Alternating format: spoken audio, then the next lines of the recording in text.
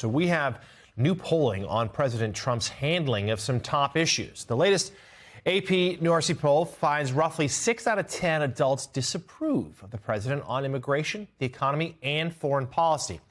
And if we take a closer look at immigration, 67% of independents disapprove of Trump on that issue. And we should note this poll taken in the last week or so during the aftermath of what we saw there in Minneapolis.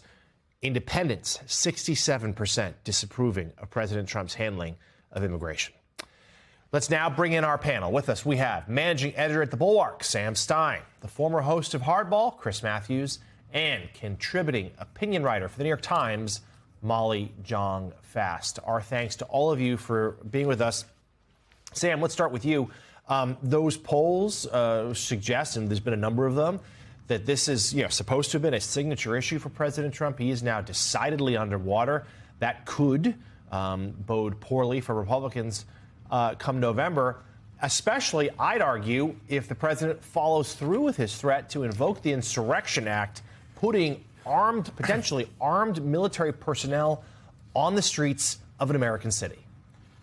Yeah, I mean, 38% overall approval for immigration in that poll is startling. You could say maybe, well, it's just one poll, but this is actually part of a larger swath of polls that have come out showing similar findings. That 38% is actually lower than his overall approval rating in that poll. That's very rare for Trump. Usually he has a lower approval rating, but better marks on immigration. Yeah. And look, I think it just gets to the point, which is there's something deeply senseless about all this. You look at the scenes in Minneapolis, and the question I'm always sort of getting back to is, what is this for?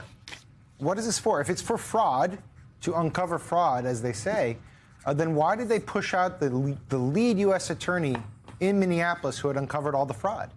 If it's to crack down on immigration, surely there are better ways than to terrorize communities. And you're seeing anecdotally in these videos coming out of the city that people who, weren't necessarily politically involved are being not radicalized by this, but being inspired to come out and protest this. There's a viral clip yesterday, some guy who was walking down the street. He's like, I've never protested in my life.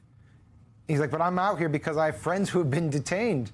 They're U.S. citizens. They're just coming home from work. He's like, I have to be out here for my community. You see Joe Rogan. You see some other podcasters say, this is just wrong. And it's visually alarming. And I want to ask Chris about that because, I mean, look, we've been around immigration. It's a pendulum issue. Sometimes people are more restrictionists and nativists. Sometimes people are more open to reform. But it's the images coming out of Minnesota, I think, that are so compelling here because you see this shocking thing where the federal government has descended upon a major U.S. city and turned it into a chaos. Sam, no one thinks that Renee Good was a terrorist. No one. And no one really believes that she steered her car in the direction of the agent, of the ICE agent. People thought that she was murdered.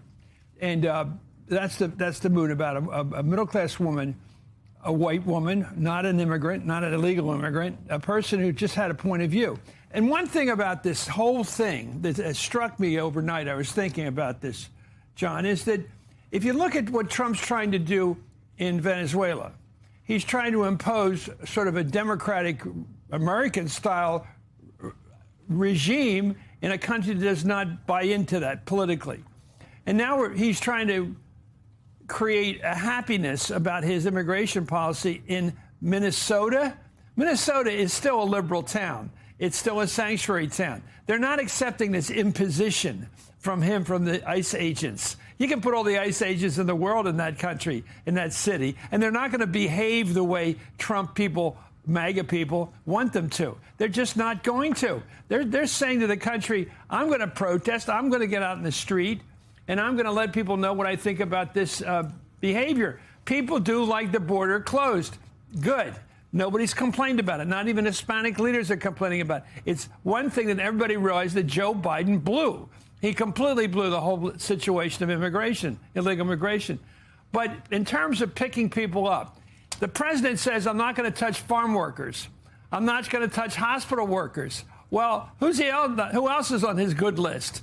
But he says, but we're going to tackle everybody at the Target store in Minnesota. Come on. This is like letting the former president of Honduras out of jail and giving him a pass. It's weird. There's no sense to any. I guess the word is fairness. Are you picking bad guys off the street? Yeah. If you're taking people out of prison and kicking them out of the country, okay, I can live with that. But why are you going after the person in the pew next to me at church on Sunday? Why are you going after the person who's paying their taxes, the person who's paying Social Security that they'll never get anything out of, who doesn't vote, who doesn't get to be a citizen? Why are you going after them? And I think that 67% of independent voters that said they don't like this is really politically important coming this November, I think. Yeah, the policy incoherent, and some would say belligerent. We should also underscore the vast majority of these protests have been very peaceful in Minneapolis. Some there on the ground think it actually was the ICE agents, the Border Patrol agents, trying to instigate some conflict. So on this subject, a recent letter to the editor of the New York Times by a man named Isaac Pagan of Salina, Texas, talks about how American citizens are living in fear. And he writes in part this: I am a Hispanic American and a United States citizen by birth who believes deeply in the foundational tenets of this nation. But for the first time in my 42 years, I live in fear. Fear that I'll be stopped because I look the way I look, or because I was overheard speaking Spanish to my wife or son, both American citizens.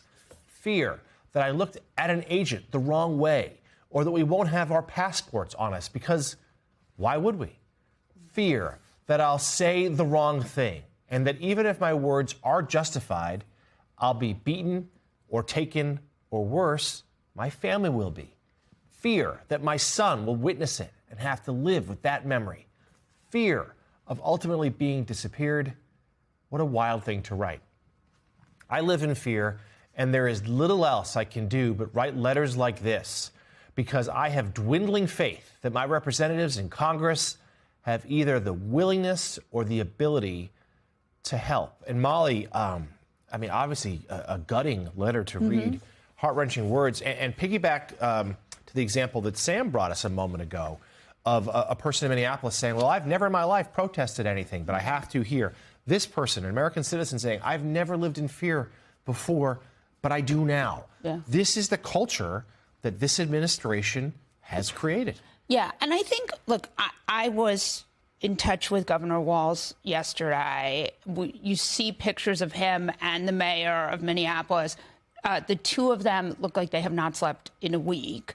All they say, and Walz was telling me, like, it's all about trying to get people to be peaceful, to try to, they're reaching out to anyone they can to sort of quiet everything, quell the disturbance, make everyone be peaceful.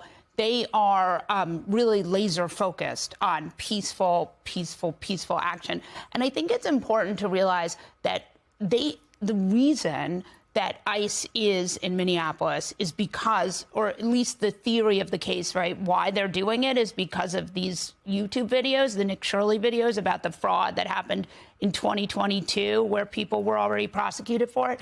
I mean, it just doesn't make any sense, just what Sam was saying. So I think it just is so wrong. But also the other thing I want to say is, like, our country has done this before. They have done these kind of Kavanaugh stops, right? That's what it's called now, of like detaining people because of the way they look, right? They did this historically, and it always sweeps up American citizens. It always sweeps up everyone. That's why we had laws to prevent this. And so I do think it's super, it's just, the good news is when you watch that video of that man talking about the experience that Sam was talking about before, you really do see that most Americans don't want to live like this. Polls certainly underscore that. We'll see what happens between now and November. Turning now to what the White House saying that President Trump was just kidding when he recently said the United States should not hold elections this November. Trump made the comment during an interview with Reuters on Wednesday when discussing potential midterm losses for Republicans. Trump said, quote, "It's some deep psychological thing, but when you win the presidency, you don't win the midterms." He then added, "When you think of it, we shouldn't even have an election." White House Press Secretary Carolyn Leavitt was asked about it yesterday. The president was simply joking. He was saying, we're doing such a great job, we're doing everything the American people thought, maybe we should just keep rolling. But he was speaking facetiously. So, Chris Matthews, in your latest opinion piece in the Washington Post, you analyze the tough fight Republicans may have during the upcoming midterm elections. And you write in part this: to avoid its own shellacking, the GOP needs to find a way for the president to awaken the full MAGA base. The problem with that? The more the party works to put the fate of Trump's presidency on the ballot, the more the Democratic base will tune in and turn out, too. That leaves the persuadable middle, are those who decided on Trump in 2024 happy with what he's given them? Or are they coming to believe that they've been taken for a ride? And first, a quick note just to say that we should not dismiss President Trump's election rhetoric here as just necessarily a joke. And certainly there are plenty of Democratic governors who feel like it might not be. But Chris, you certainly make a great point here in your piece. And that persuadable middle that many of them went Trump 16, Biden 20, Trump 24. Well, if polls are to be believed, they don't like what they're seeing now. Yeah, and I think Trump is aware he has to face his party, and he personally has to take a referendum on his behavior coming this November. And I think it's going to be 30 seats in the House and a questionable result in the U.S. Senate. There's a possibility they can win the 4 seats, given what's happened in Alaska. They have a chance of winning 4 seats and winning the control of the Senate. But I looked at where he went. He went up to the Poconos up near Scranton. I know what he did. That's where all his vulnerable people are, in Scranton, in the Lehigh Valley, in Harrisburg. You got Scott Perry. All 3 of those gentlemen all got elected with 50% of the vote. They are right on the edge. They're the first people that will lose. So if you're watching election night, and I'll be watching it this November, on election night, the first returns that'll come in, well, these people all lose because they'll be the first ones in the line of 30 that are going to lose. The people who are the most vulnerable are the ones oftentimes who are in their sophomore years. They've got 2 years behind them, not enough time to develop any connection with the voter. They're going to be vulnerable. And I look at Josh Shapiro, who's going to be at the top of the ticket in Pennsylvania, running against, it looks like a real right-winger, he's been lucky again. It looks like he's got another crazy to go against him. He will be a strong leader. He's a conscientious first person. He seems like a moderate political person, not a left, right, or whatever. He just seems like a guy that's doing the job. Josh Shapiro is going to bring in the ticket. Wrong direction. Powerful, the Democrats. Independent voters, powerful for the Democrats. Everything indicates to me Trump is facing and knows he's facing a brutal November. Yeah, I want to pick up on that. First of all, Doug Mastriano was he wasn't a strong candidate. No, he was the worst. He was the worst. On abortion, too. Same thing. I've been surprised by how little. I mean, we're starting to see elements of Republicans breaking with Trump a little bit here and there, and yet his hold on the party is still relatively strong considering all the polling data. And Jonathan, I mean, you saw the War Powers vote. He managed to turn back 2 senators there, Josh Hawley and one other, and Todd Young. And then on the Obamacare subsidies, he continues to be able to keep them a little bit in line. I mean, the House obviously passed a bill, but it doesn't look like it's got anything in the Senate. You would think at some point Republicans hoping to save their own skin here, given all the surroundings, would have some sort of breaking points with the guy. But basically, it's come down to Tom Tillis and a few others, and largely the party still is in line with him. Yeah, there have been a few cracks, but we shouldn't overstate. Trump still, his grip on the GOP is pretty firm.